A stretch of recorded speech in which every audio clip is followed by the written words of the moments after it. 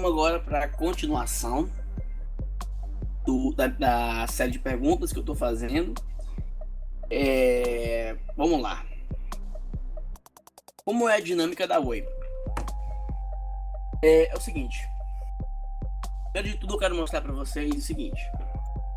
Dentro de cada feudo 1.0 e dentro da porta de cada castelo 2.0 tem uma cafrazinha. Você pode salvar essa cafra, pode usar o armazém, pode recuperar o SP e recuperar equipamentos. Caso você tenha VIP, você pode também, o HP SP também para VIP. Caso você tenha VIP, você pode teleportar entre feudos. E se for dentro de 2.0, você pode teleportar também entre castelos. Por exemplo, quero jogar uma guerra no 2.0. Eu posso salvar na porta de cada castelo e toda vez que eu morro, eu nasço na porta daquele castelo, entendeu? Isso é uma parada muito legal porque te poupa caminho, poupa tempo. Tem um rapazinho que dá montaria também do lado dele. Então, basicamente, é uma mão na roda esse NPC. Vamos lá entender agora como é a dinâmica da Oi do Hero. O Hero, ele é composto por guilds muito antigas, guilds com mais de 5 anos, com os membros core members, a negada muito antiga. Então, existem muitas cartas MVPs, existem muitos godless, como eu falei, carta MVP dropada, godless feitos dentro dessas guilds. Isso gera um poder muito grande dentro dessas guilds. Por isso que é difícil você começar uma guild do zero no Hero. Você não consegue ter poder de fogo para você poder competir entre essas guilds. A segunda coisa é o seguinte. Uma vantagem que eu acho em relação ao IRO é que eles valorizam o player muito mais. Em que sentido? No IRO, qualquer guild decente banca você. Você recebe suprimentos. Você recebe consumíveis. Certo? Por exemplo, na Animosity, que é o clã que eu jogo, eles têm um fórum, você entra no fórum, você loga no fórum e você abre um database, um painel de controle. Database não, um painel de controle. Nesse painel de controle você entra com os dados do fórum. Lá você coloca o nick do seu char, você coloca qual guerra você vai jogar, você coloca a quantidade de slings, a quantidade de blues, a quantidade de speeds. E você, 1 hora antes da Oi, você recebe via correio. Você vai no seu correio do jogo, abre e recolhe seus suprimentos. É uma vantagem muito grande, porque torna o jogo mais barato. Quando eu jogava BRO, eu gastava muito no Thor. Eu gastava muito com o bolinho, muito com a maga. Eram guerras muito caras. No Hero, esses consumíveis eles me dão de HP e SP. O que eu acabo gastando é com comidinha, com alguma coisa a mais, com coisa de crítico, por exemplo, que o meu chá usa. Então, as guilds que não entregam por correio, tem uma filinha antes da Oi que você recebe tudo contadinho, bonitinho. Entendeu? Então, tem esse negócio da cafra, na porta dos castelos, e tem o fato de toda guerra no Hero você ser bancado. Qualquer guild decente no Hero banca você. Tudo bem, algumas guilds bancam mais, algumas guilds bancam menos, mas todas decentes bancam. A outra coisa que eu vou comentar é o seguinte. É muito comum vocês assistirem meus vídeos, vocês, por exemplo, vocês conseguem perceber um Godly, um Mijoni, um Mejingard, uma coisa assim.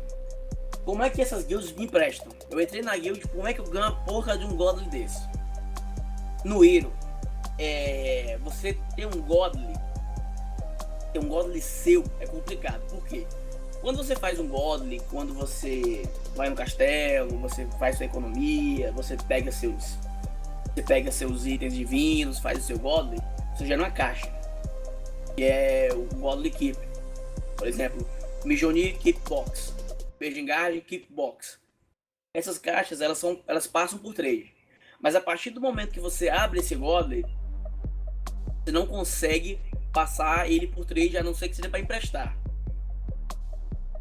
Quando você gera o Godly, ele fica preso à sua conta. Mas tem um NPC que você transforma esse Godly em efêmero.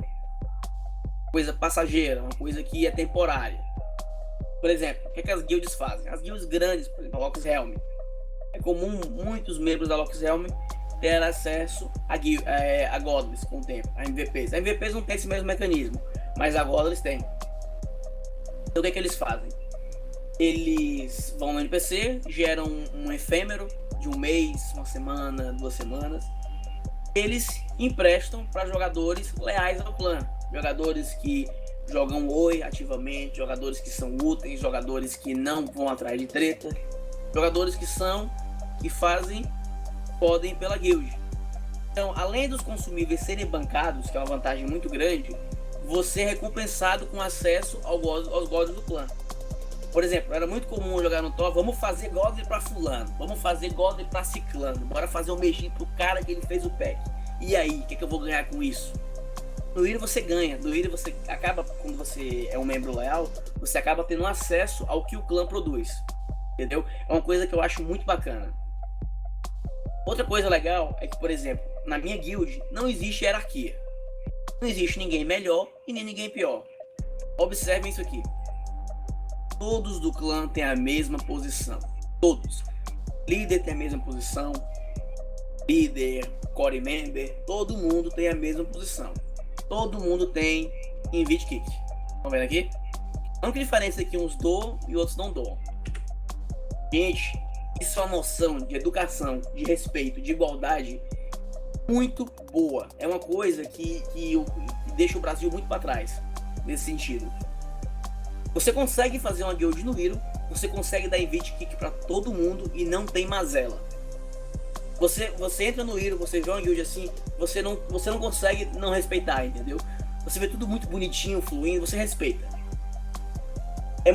Você vê isso acontecendo no BRO, dá invite kick pra todo mundo. O que acontece? Sempre tem aquele cara que entra, que quer fazer a zoeira, sai quicando todo mundo, entendeu? Então no Hero existe muito essa noção de igualdade, de respeito pelo jogador.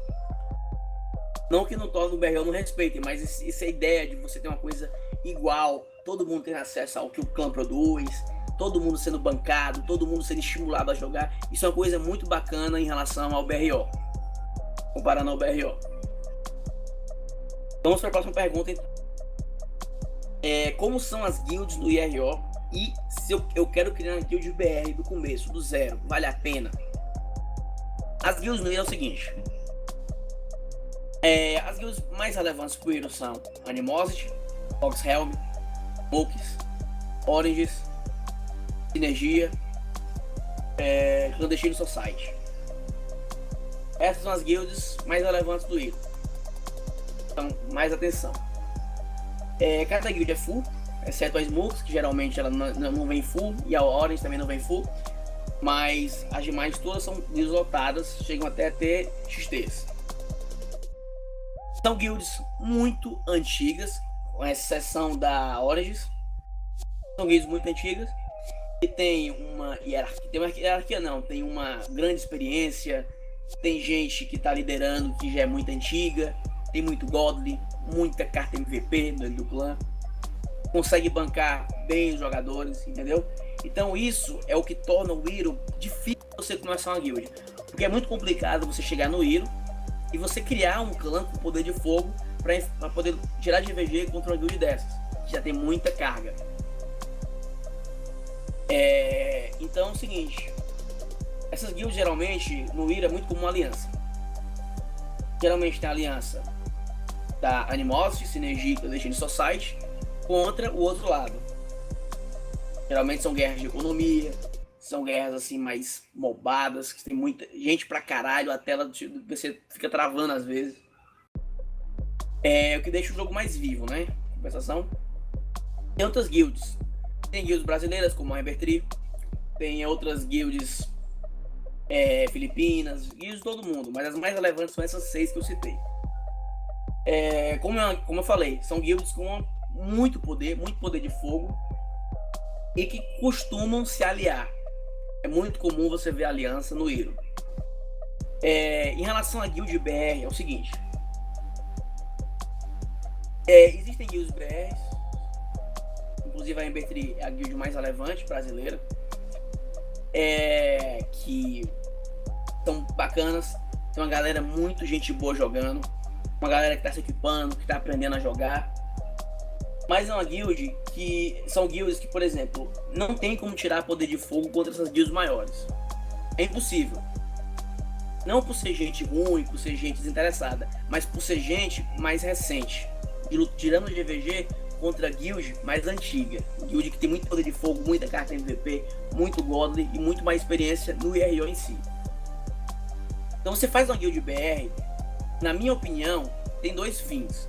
Ou você joga for fun, procura GVGs menores, faz uma guild para PVM, PVP, uns eventozinhos legal. Ou você tenta virar uma PT ou então se alinhar contra uma guild, com uma guild grande. Me falaram que vão se alinhar com a Oris e o pessoal brasileiro, que é uma ideia bacana, porque dá uma ideia mais balanceada para as pessoas poderem ter experiência de como é jogar na guild maior. Então, minha opinião em relação à guild BR é essa. É uma ideia bacana, é uma ideia legal, funciona mais no sentido for fun, mas é muito difícil você tirar um poder de pau a pau contra uma guild mais antiga. Então, em relação à guerra, é isso aí. Com essa parte do vídeo agora vai ser a parte um pouco mais engraçada. Agora eu vou citar coisas que me chamam a atenção. Por exemplo, é muito comum me perguntarem por que eu não uso Lança do Destino no char, na guerra. Por que eu não sou vida louca? Então a próxima pergunta ela é cômica, ela é basicamente assim. Sou vida louca, gosto de pular, de brilhar, de mostrar às inimigas que eu arraso. Funciona no Iro? Não, isso não funciona no Iro. Por quê? Porque qualquer merda no Iro tem dano. Qualquer coisa no Iro tem dano. Não só porque os players são bem equipados, mas porque a gente tá no episódio lá na frente. O Iro tá muito, em termos de episódios, muito mais na frente do BRO. Por exemplo, tá para chegar a bota do tempo ainda no BRO. As botas temporal no Iro já tem há mais de um ano. Entendeu? Então, nesse contexto, o dano do Iro é muito mais alto. Como eu falei, são guilds muito antigas, são guilds muito bem equipadas e é muito organizado. Pelo menos espera-se que seja muito organizado. Então não tem como você, por exemplo, eu sou uma Royal Guard, eu vou consagrar, vou virar o rei da cocada preta, vou pular e vou matar todo mundo no destino. O que vai acontecer quando eu faço isso? Eu vou pular, eu vou tomar dano pra caramba, ou quando acabar a minha consagração, vou levar máscara, vou levar de veste, vou levar a porra toda e morri. Pronto. E aí? Pulei e morri. No Iro isso não existe. O único modo de você pular no Iro é você sabendo que você vai morrer. Vou pular para dar uma distorção, para dar uns phases, vou pular e vou morrer. Vou pular para girar, vou pular e vou morrer. Vou pular para dar DB. Se avançar demais, recuar, vai morrer. Então no Iro tem muito dano. E tem muitos renegados, muitos Shuras muito bons, cara, no Iro. Muito bons.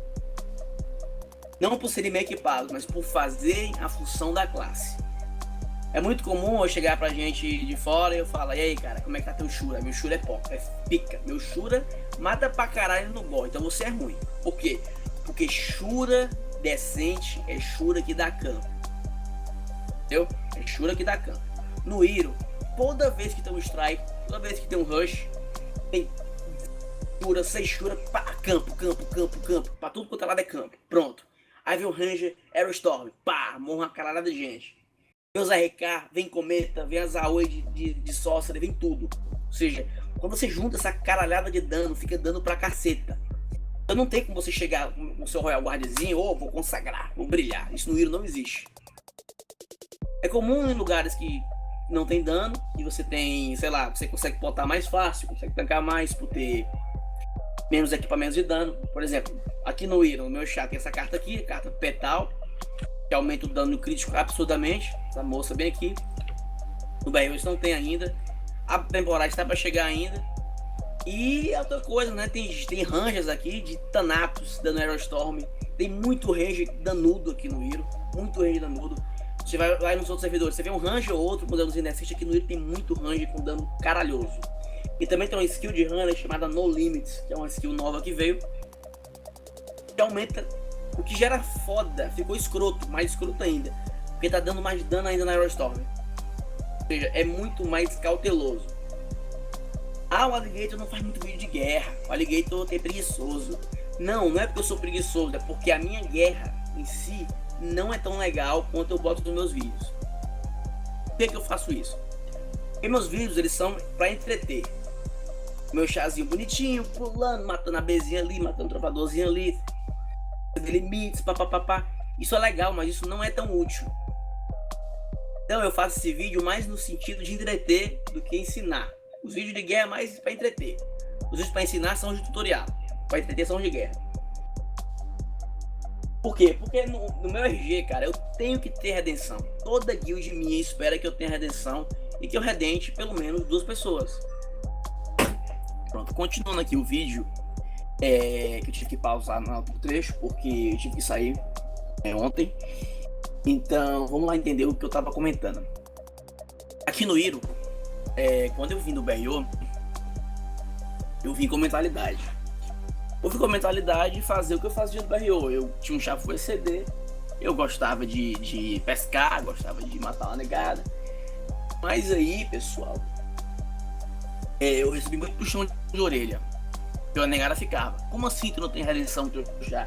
Como assim tu não faz o suporte? Então eu fui muito mal visto no começo por causa disso. E eu acabei tendo que incorporar essa função no meu personagem, porque senão eu ia ser sempre mal visto, e eu quis aprender mais sobre isso. Então é muito comum vocês assistirem nos vídeos atuais o meu personagem com Vingadora Sagrada, dando Glória Domini, redenção. Todo vídeo meu eu falo de redenção. Tive que aprender a dar minha função. Então no Iro existe esse contexto, né? Você tem que aprender algumas coisas. Você tem que fazer a função da sua classe para depois fazer o extra. Por exemplo, eu tenho que dar redenção para depois matar no Exceder Limites. Eu uso no caso para Ground Control. No caso é controle de terreno. O Shura tem que saber dar campo. O Warlock tem que saber da distorção. O Tosser tem que saber da ME, Tornado, Dispel. O Andy tem que saber se posicionar para acertar o Aerostorm direitinho.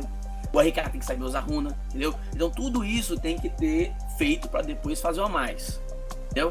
Eu aprendi isso no Iro. A outra coisa que me perguntam muito é como eu me adaptei ao idioma. Como você chega no Iro, não sei falar nada de inglês.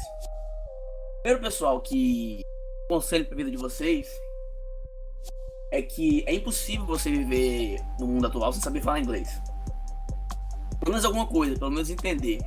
Porque tudo caminha para isso. O mundo ele é cada vez mais globalizado, cada vez mais interligado.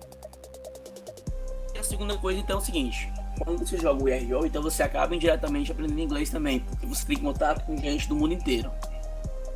Contato com gente da Ásia, com gente da América, com gente de todo canto, então você acaba absorvendo um pouco da cultura deles. Que é muito bom, porque te ajuda muito na tua vida fora do raio. Não é tão difícil assim como aparenta você jogar no servidor em inglês. Por quê? Porque você acaba se acostumando com os termos relevantes. Você acaba também aprendendo a lidar com essas pessoas. Por exemplo, aqui no Iro, os castelos, eles não têm o nome que você vê no BRO. Ninguém chama o castelo de Sir, de Andy, de Eude, ninguém chama nada disso. A negada chama os castelos pelo número. E na teleportadora VIP tem o número do castelo. Por exemplo, eu quero ir pro Sir. O Sir é o Valf 2. Então é o nome do feudo associado ao número. Eu quero ir pro Andy, Nid 2. Entendeu? Eu quero ir pro Brynhild, Valk 2. Então você aprende. É simples essa comunicação de entender, que é fácil de você ouvir. Entendeu? Que mais? As funções básicas da classe dá pra entender também, não é difícil. Por exemplo, o cara fala Stasis. Stasis é uma distorção. O CC, então de campo. CC é Custard Cycle, de campo. Como é que mais? Deixa eu ver aqui. UCV, Crazy Vines, erva daninha. Entendeu? Então você acaba aprendendo esses termos, você acaba se adaptando a eles. E você sabe, por exemplo, World Stasis, estamos de distorção. World CC, estamos de campo. Go to Valve 2, vá pro C. Entendeu? Então você acaba ouvindo esses termos muito e você acaba adaptando eles. E com o tempo você acaba se comunicando melhor, o que te ajuda não só no jogo, como na tua vida fora do jogo. Então não é tão difícil assim você se adaptar ao inglês no IRO. Até porque as pessoas são bem legais, as pessoas são bem receptivas. elas não te julgam, elas, como muita gente pensa que julga, e elas acabam meio te ajudando a se comunicar. Outra coisa que me perguntam é o valor dos hops, que eu não comentei no trecho passado. Então é o seguinte, como eu falei, a gente compra aqui o WP Energy, que é como se fosse o PIN, a gente usa no BRO.